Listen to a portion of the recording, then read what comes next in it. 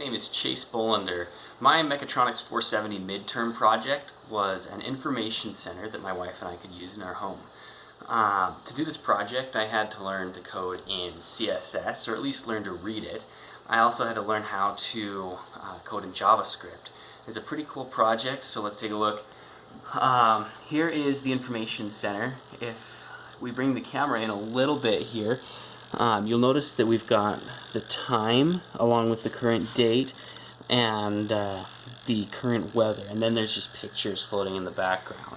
Now the interesting thing about this is where I had to learn the CSS code and also the JavaScript, because that's what makes this whole thing run. After that point, once I got that working, I added in a camera with facial recognition, so that way when it sees me, it gives more information.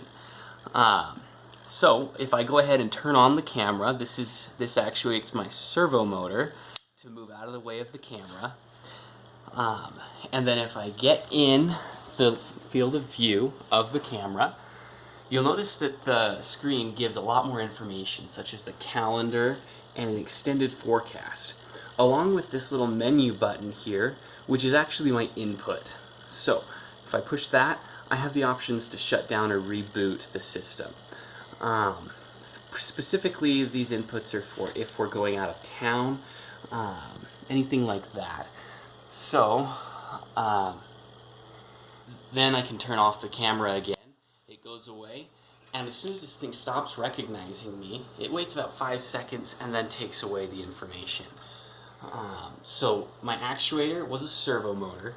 My output or screen is obviously the screen. The input is also the touch screen on the device, and my sensor is the camera.